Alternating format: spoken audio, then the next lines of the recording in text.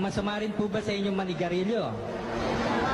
Alam mo, yung paninigarilyo, hindi lang sa amin masama yun, sa lahat ng tao masama yun.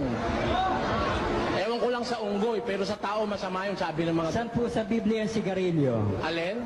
Saan po sa Biblia ang sigarilyo? Wala sa Biblia salita sigarilyo. Alam mo kung bakit? Wala sa Biblia yung salita sigarilyo. Kasi hindi pa naiimbento sigarilyo nung isulat ang Biblia. Pero may tabako na noon. Parang ganito. Yung salitang Pilipinas, wala sa Biblia yun eh. Dahil yung salitang Pilipinas, ibinigay lang sa kapuluang Pilipinas noong 1543. Doon lang ibinigay yun. Ibig po sabihin, Mr. Soriano, wala naman pala po sa Biblia. Di sarili nyo lang doktrina po yan. Yung bawat paninigarilyo. Miski ikaw nga nasa Biblia eh. Kaya lang, wala yung pangalan mo. Walang blanco sa Biblia.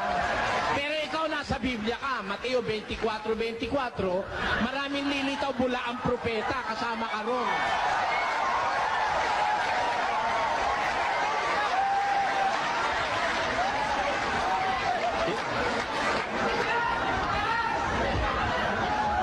Ang totoo po niya, mga kababayan, ang pinuno po ni Ginoong Soriano ay naninigarilyo.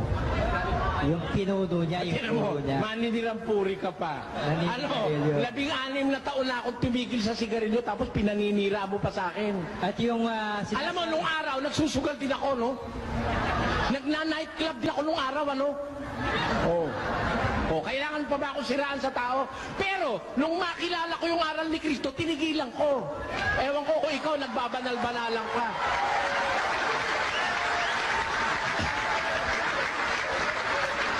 Baka gusto mo, blackjack tayo. Kaya, it is a man. para patunayan ko sa sugarol ako. Pero, kinalimutan ko na yun. Yung pong bawal manigarilyo, Mr. Soriano, tatapatin ko kayo, it is a medical statement. It is not a biblical statement. Bakit kumabasa ko sa Biblia? Kumabasa ko sa Biblia.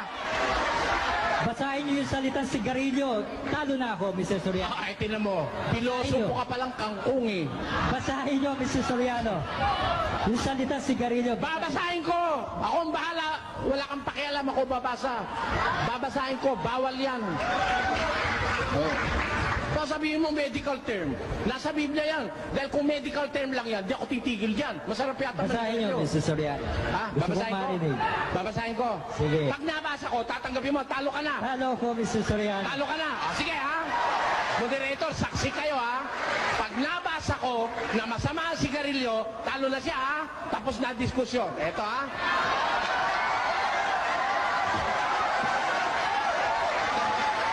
Tandaan nyo ang talata.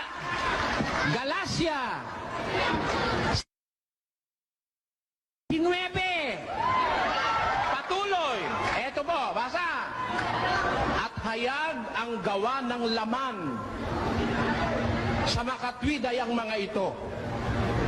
Tungkol sa mga bagay na ito, pinagpapauna kong ipaalaala sa inyo na ang nagsisigawan ng gayong mga bagay hindi magmamana ng kaharian ng Diyos. Ito, alam nitong gawa ng laman na hindi magmamana ng kaharian ng Diyos. Ito, pakikiapid, karumihan.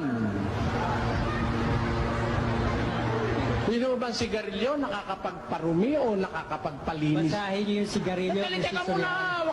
Wag mo ako interrupt! Karumihan, kalibugan, pagsamba sa Diyos-Diyusan, pangkukulam, mga pagtataniman, mga pagtatalo, mga paninibugho, mga pagkakaalitan, mga pagkakampi-kampi, mga pagkakabahabahagi, mga hidwang pananampalataya, mga kapanaghilian, mga paglalasing, mga kalayawan, at ang mga katulad nito.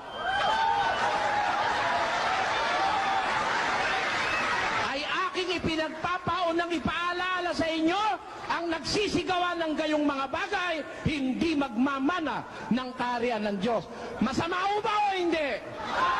Alin yun? Mga paglalasing at mga katulad nito, mga vices. Kasama ba ang sigarilyo o hindi? Kasama. pati shabu andon. Pag sinabi mo na walang shabu sa Biblia, pwede ka lang magshabu, ngayon din papadakip kita. May kasama akong pulis, akala mo? Kasama yung shabu ron, kasama yung marijuana ron, kasama ang sigarilyo ron, at lahat ng bisyong nakakapinsala sa kalusugan ng tao. Talo na si Blanco, hindi. Hindi ka marunong ng lohika.